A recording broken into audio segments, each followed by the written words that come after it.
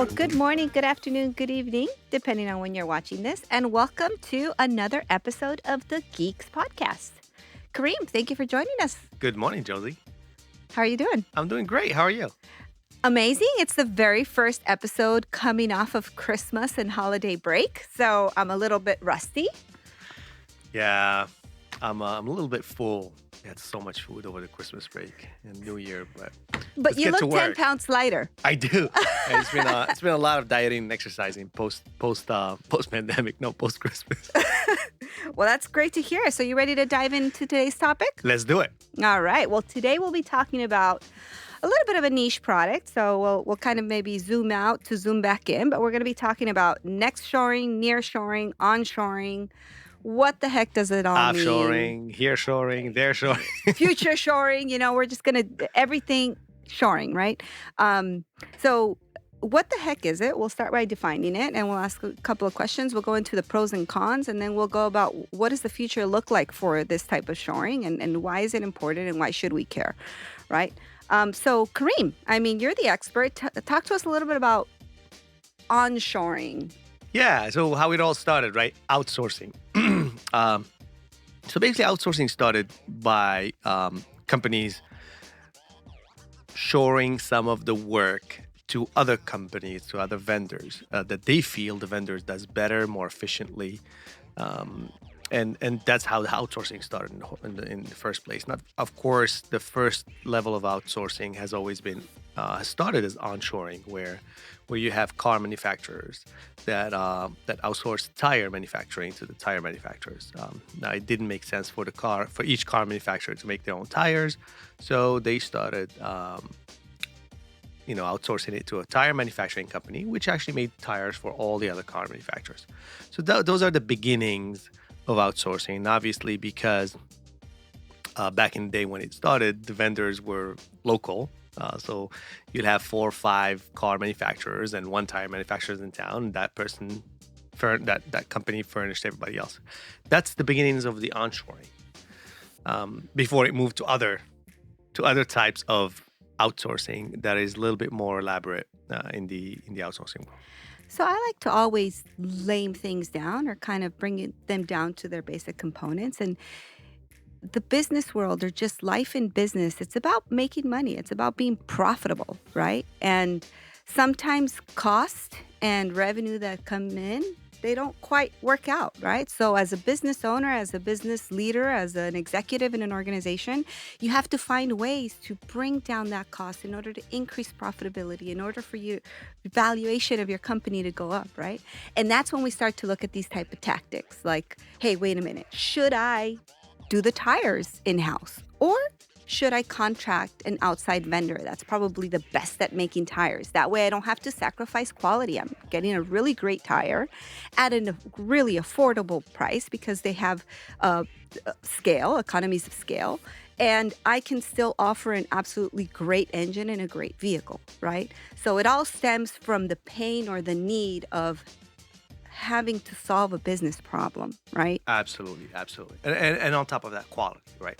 When you outsource to another company that does nothing but tires, the quality of the tire is going to be of a higher caliber than tires that you're going to produce in-house. So because of the repetitive nature of that company, they themselves have to make profit on generating that tire and sell it at an affordable price for the clients to buy. So that really increases efficiency and quality at the same time. So yeah, that's how onshoring started. Yeah. Started. So it's solving a business need, trying to make sure that the organization is viable and it's thriving and it's got a nice valuation. They don't want to sacrifice quality. They want to decrease costs. So here comes outsourcing. And it starts as onshore. So basically just who around me offers this service, and who do I want to make that vendorship partnership with, right? Correct. And then we have the 2.0 or the 1.0 or the next iteration of it, right? Yeah, then you start realizing that the next iteration, the concept of offshore, was born, where now we don't just need to make those tires. And of course, we're in the IT space, and I'm using the tire just because this podcast can be general for everybody. But now, not only we want to make tires, but we want to make them at even more cost effective way. And then so you start looking for labor markets that are cheaper, where you at that point you start exporting the technology and the processes of making those tires out of the US into countries that provide you cheaper qualified labor. And like for example, in general, let's just take for the sake of example China or India. So these are major outsourcing houses when it comes to offshore. So you just transplant your factory over there, transplant the knowledge to the workforce over there, and now all of a sudden that very same tire that you were making in Dearborn, Michigan is going to cost you a lot more if you make it in Shanghai. I'm sorry, a lot less if you make it in Shanghai, and mainly because of the labor. Now, by then, your process is already set, the quality is already set. You're really just mass producing that tire offshore. And this really became famous or kind of went mainstream in the 1990s, right? This really went mainstream when probably even before, but basically went mainstream in the IT world. Yes, in the 1990s, in technology world for sure. In the 1990s, companies figured that we can make software a lot cheaper if we offshore it to India. There's a big talent pool over there. There's a lot of great tech schools, and for the most part, there was no internet back then, so the speed to market was not as critical as it is today, where you needed things to change so fast. So you had a very set um, product features and very well defined backlog, and you sent it there and you worked it there, and whenever it was finished, boom, you have Windows 98.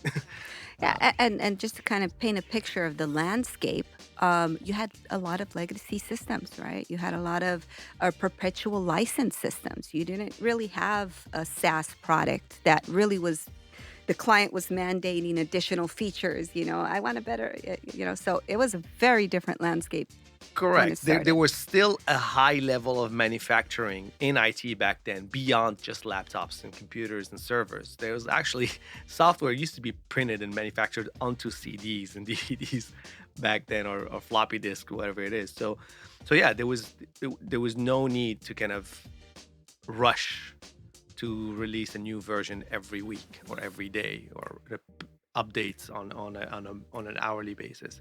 So you could do that kind of work where you can ship it, have it be worked on, and bring it back. And then we start introducing the World Wide Web in 1997, the dot com, again, kind of as the market evolves, the need for the product or a different type of product or a different feature evolves, right? What's the next evolution of Correct. that? So after that, well, when the internet came in, now speed to market became a little bit more important than before. Then at that point, not only we wanted things done cheaper, and I'm going to stay in the technology world here. Not only we wanted software built cheaper, but at this point we want to have a dynamic kind of backlog. We wanted the software to be able to um, we want to elaborate more with the factory that's building our software during the development phase, so we can tweak that software based on the market response that we're getting. And offshore's limitation has been collaboration. It's very difficult to collaborate with a team that's building your software if they're sleeping when you're awake, and vice versa. And that's when the new concept of nearshore came in. Like nearshore now, it's 100%. It's primarily based on collaboration. Yes, it also provides cost saving, maybe not as much as what offshore offers, but it you do make up on that in collaboration, cultural alignment, and being able to just do on sites, and that have created a major advantage for the companies that adopted it, because now they can actually start tweaking their product roadmap on the fly. They can R&D has become a lot more cost effective than you couldn't do R&D before in offshores. It was very difficult, but now it's a lot easier to do R&D because it requires a lot of collaboration between the production side and the business side. So if I were to ask you, you're an IT organization. Again, you're trying to solve a business need. You always want to bring down costs while not sacrificing quality. Which one do you choose? I mean, what are the pros? What are the cons? How do you make that decision? Does it even matter anymore? We're in a post-pandemic world where it's like everybody is working remote and we've got these phenomenal communication software tools. It depends on what you're doing. There's pros and cons to every single one of them. Obviously, the onshore, having people in house, where you can literally call them and 5 minutes later go have lunch with them. Even though that definition has changed with the onshore now, it's kind of all over the U.S. So it's kind of remote as well. But the intention is having people that are culturally aligned, that are part of your organization, that understand your ecosystem, really brings a lot of value when it comes to defining your requirements, when it comes to filling in the blanks, when it comes to understanding your customer base.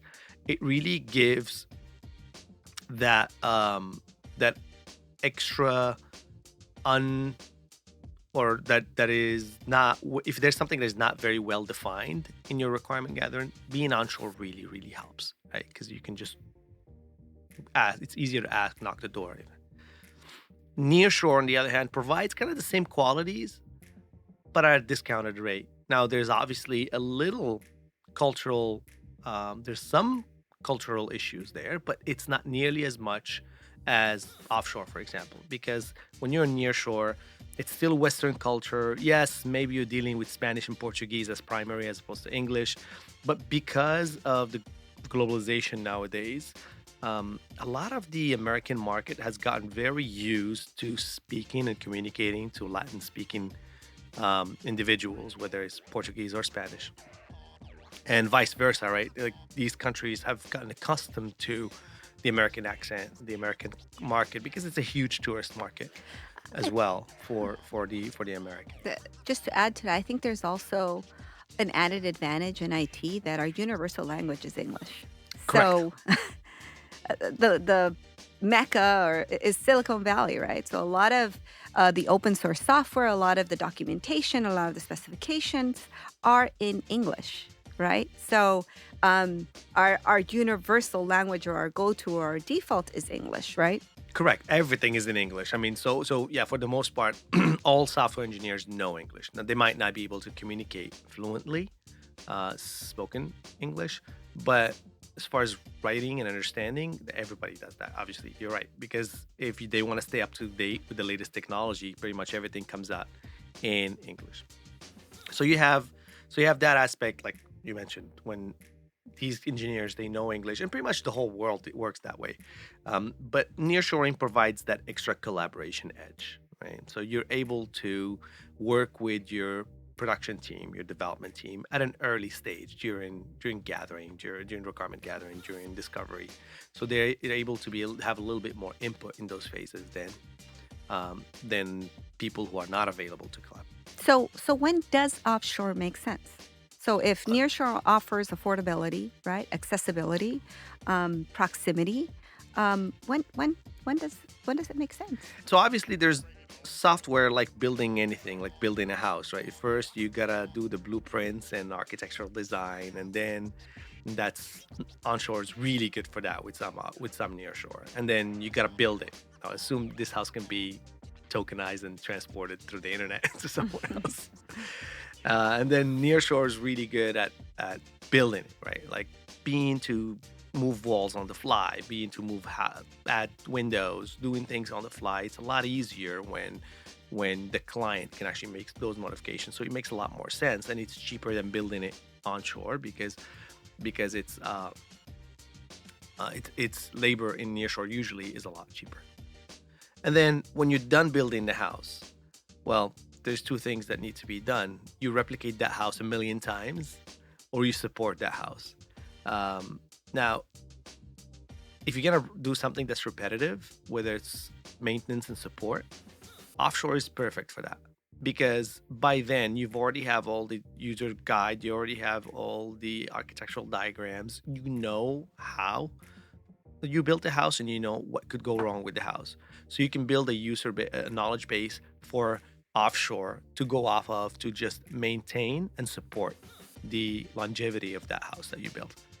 So just replace the house with software, and then you got the whole thing how that's the same logic, right? So if you when you're designing architecture at the beginning, a combination of onshore and nearshore is perfect.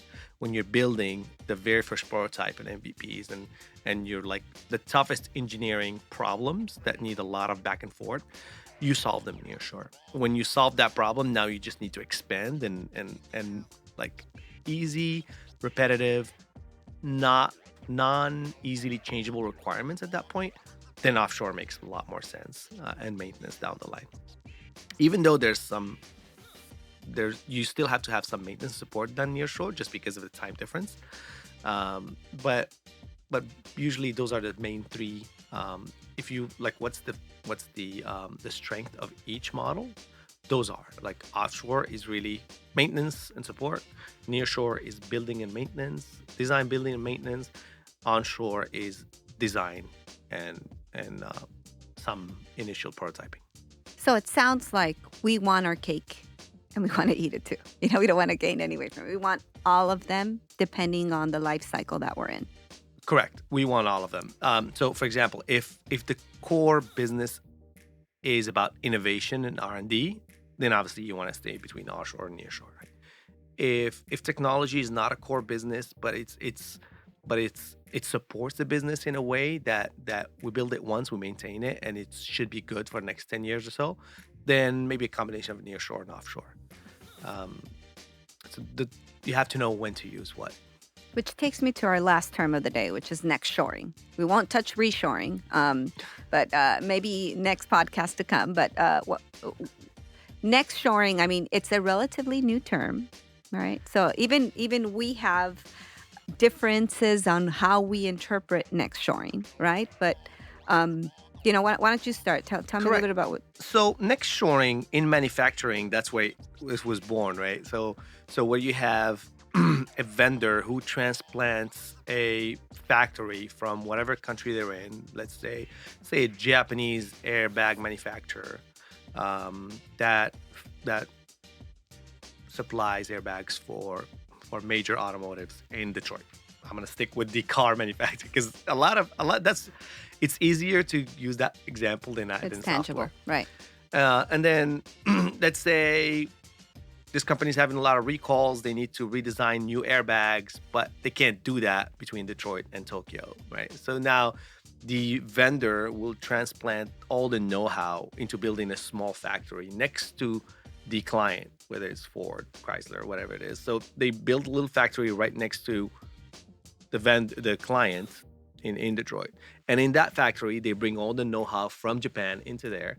And now they can collaborate a lot easier with the client and they can do some what we call hot fixes in the airbag world a lot faster to the client.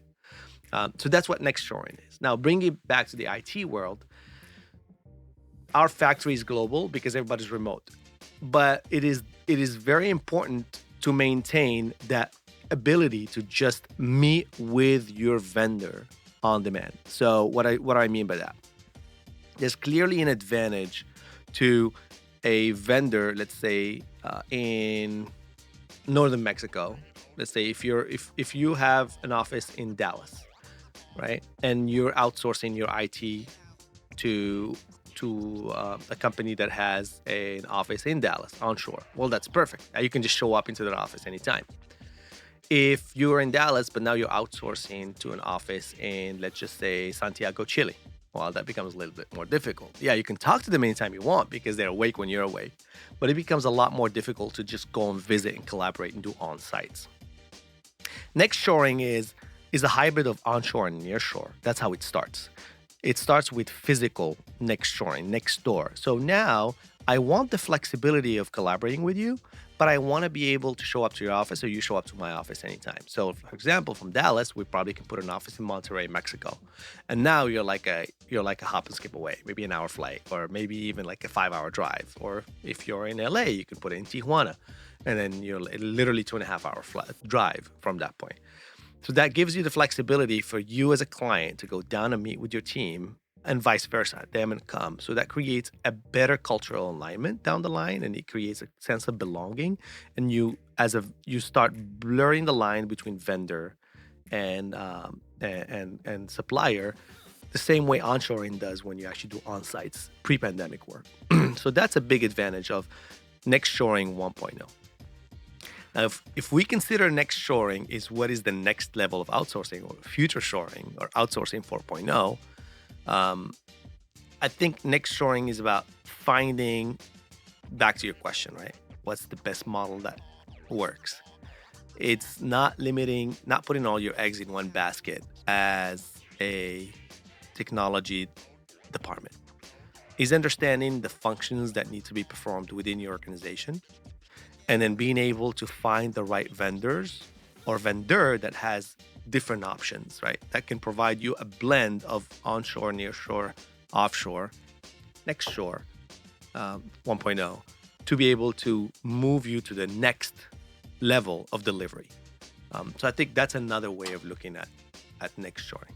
Again, it's a new term, so it's still evolving, right? It's being defined. Right now, the only industry that's really has somewhat of an adoption with the McKinsey paper that came out in 21 is the manufacturing industry. We haven't seen zero definition or adoption on the IT side. It'd be interesting to see um, what 2024 will look like. I feel like people are remote hangover. Like we're hungover on remote work. It's like we're a little lonely in our homes and we are looking for a hybrid model and we are looking to interact and do face to face and in person interaction with people.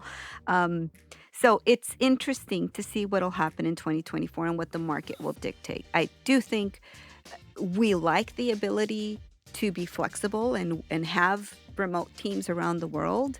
Um, but I think we're also human. And the Darwin's law where it's like we want to survive and we're super lonely and we kind of need that interaction with people and vendors are no different. Correct. I mean, it's people like to work with people they like and enjoy being with.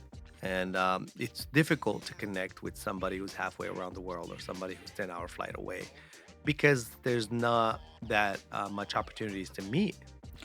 Or that And you can't relate. You're not seeing the same sports. You don't see the same weather. You know, how many people have gone into a Teams meeting or a Google meeting, and the first thing you talk about is, so how's the weather? Where are you at? You know, and you're able to kind of have that camaraderie, and it just feels like, hey, I know you, right? correct. Yeah. Yeah.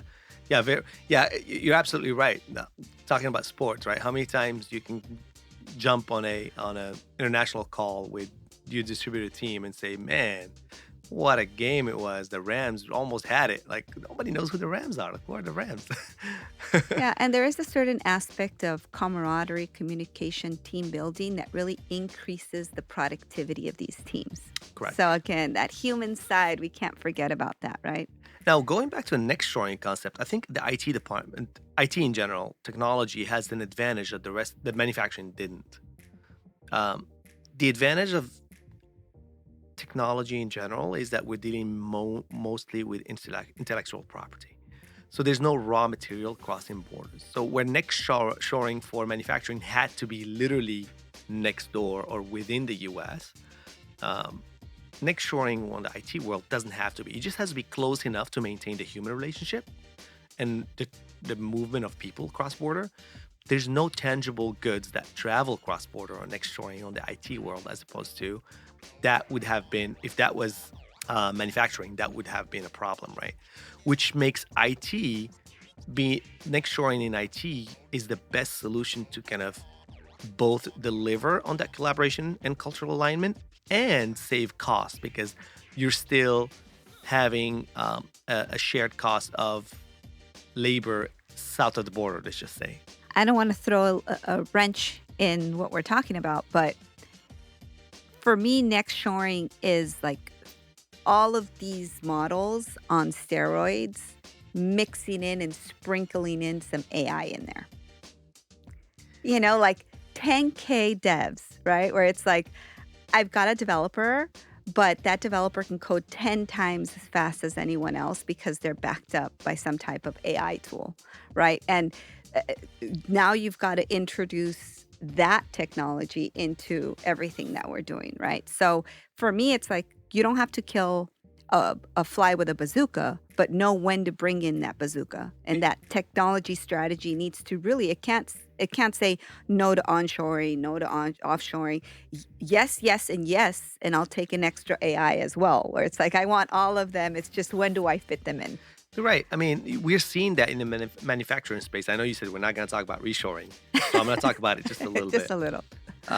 So, because of AI and automation and robotics, labor advantages are in certain industries, they're not there anymore. You have a fully automated factory. So the whole point of saying, oh, you know what, I'm saving on labor by going halfway across the world doesn't stand anymore. So right now, it's just you got to get those raw materials in somehow, either prefabrication or post-fabrication. So if you have prefabrication, bring the raw material, and then you have factories run by robots, then what's the point of outsourcing? So a lot of companies, or offshoring, I'm not going to say outsourcing. So a lot of companies are bringing their factories back. So I think what you just mentioned with AI is just the robotics and automation of the intellectual work. So I do believe, like you said, that a lot of companies are going to start relying on AI to have more throughput, more output when it comes to their software development or engineering process in general. And yes, that will actually decrease the need for labor savings. Um, so I totally agree with you there. I think it all goes back to how we started the conversation. We're solving a business need, and it's really simple, right? You gotta make money. you know, what you bring in has to be more than what goes out, right? And we need to be profitable in order for the valuation of the company to be healthy. And it's really going to dictate on the talent pipeline and the labor market and the needs and also the technology tools that we have at our disposal. And these models, to me, onshore, offshore, nextshore, reshore, are just tools and resources. And you're not going to say no to tools and resources. It's just a matter of knowing when to use the bazooka, when to use a little fly trap, and a combination of everything, right? Because a lot of enterprise level software really has the entire gamma, right? You've got your legacy systems that just need repetitive and task and maintenance, and while they get transformed in some type of digital transformation project that requires a lot of innovation, right? So, yeah, I think the answer is not so simple. It's not just go with this or go with that. It's more like, well, it depends. Yeah. And the mistake we see a lot of companies make is that depends is always about one factor, which is cost. Well, you know what? I'm going to go to the cheapest place because I need to cut costs and make profit for my business. And then you have Unfortunately, a project that should have taken 3 months, take 12. So now it's like exactly. times 3 times 12, right? So the cost usually only factors the whatever billing rate is, right? Well, we're gonna charge this. I can get something for $1 an hour, and if it's nearshore, it's gonna be $3 an hour. But what people fail to factor is not the cost per hour, cost per month, is the cost per feature, the cost per unit. And then that's not even factoring in the cost of time, of missed opportunity. Of if you're late to market by 6 months, Oh, that could be a well, world of difference. yeah, it can be a world of difference. So that's where tech companies and tech departments need to really readjust their understanding of cost. And I think you can only do that kind of analysis, which is a cost-based analysis, if all the other factors are equal. I think that's what the mistake. A lot of managers and directors make that mistake of assuming everything else is equal and assuming that whether it's vendor A, B, or C, they all gotta understand the requirements equally. Vendor A, B, and C all have the same speed of iteration. Vendor A, B, and C all have the same cultural alignment. They have all the same understanding of the business. Now, yeah, if all those are the same, then absolutely. Cost is the only factor left. But then if they're not the same, what weight do you put at each one of those factors? What weight do I put? What dollar amount do I put on the business understanding of vendor A over C? Vendor A knows my business really well. Vendor C, I have to teach them. And vendor A is a consumer of mine. They actually, once I deliver that system, those people that actually work at vendor A can actually consume my system, my product. They know how to make it better, whereas somebody else who's like will never have a chance to use it.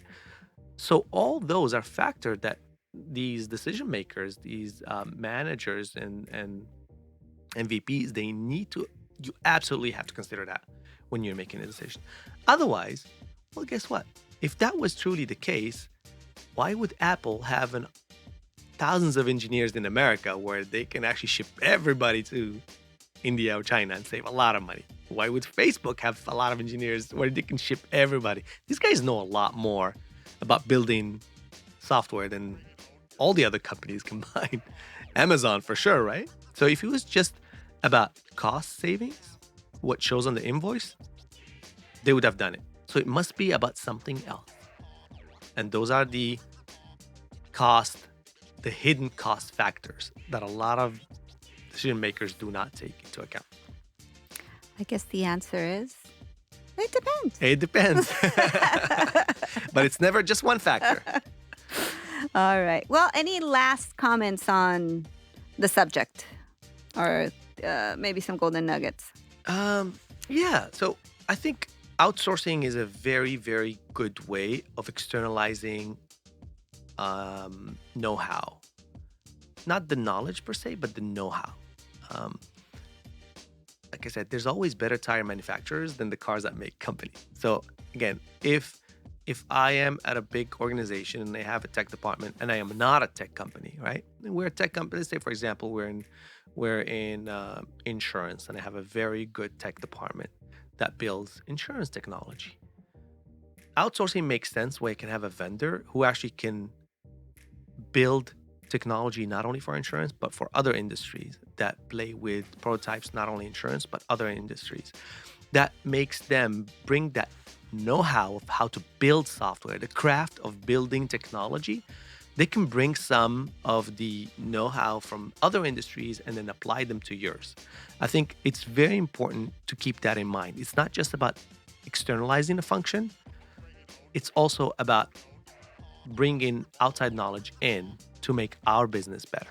So my last words would be, I think 2024 is going to be a very challenging year. It's going to be interesting. We've got elections, very, very, very fun elections coming up in 2024, both for the U.S. President and the Mexican president. I am in LA, so I care about all of these things. And it all goes back to being a business decision maker and what tools and what resources are going to be at our disposal, because we're going to have to be really creative. We're going to have to really think outside the box to stay competitive, to stay profitable. If we want to thrive and grow, we need to be well versed in all of the tools that we have in our toolbox. And these are just tools, you know? I agree. I think talking about tools, I think AI is going to be big in 2024. Oh, huge. It's and we heard it's not like just it's a going to buzzword. replace people. It's not a I don't buzzword. think It's so, here. no. It's going to it's a famous saying, AI will not replace people, but people with AI knowledge will actually replace people without. I believe that there's a lot of, I mean, the economy is a little tough. You see a lot of people that need extra income. I think that's going to encourage the gig economy, which will probably encourage the concept of marketplaces and exchange of goods. And I think we'll probably see a comeback for the blockchain and tokenization. So there's a lot of, I think 2024 will be a turning point technology-wise as to adoption of AI. And I think a comeback for blockchain. Yeah, we'll see. That's what I think. I think we're in a precipice. Again, it's going to be a challenging year. And if you're anything like me, that you see challenges and you're like, oh, I love this. Let's put up our sleeves and let's be extremely creative. You're going to have a wonderful year. You're going to have a lot of opportunity to be creative. Look at all the tools that are on the table and kind of reinvent the way you're doing things. If you kind of like things to stay steady, hold on to your seats because it's going to be a bumpy one. So don't forget to tune in. Thank you for co-hosting with me, Karim. Always a pleasure. It's fun. Yeah, we didn't really get into any head bumping today. We had similar ideas on the tools. Maybe next time. Yeah. Hopefully we'll argue next time. Yeah. So don't forget to share, like, and subscribe. Thank you so much for joining us and hope you like the content. Have an amazing day. Thank you. Hello, everyone. Thank you for watching the Geeks podcast. If you like the content, don't forget to share, like, and subscribe. Have an amazing day.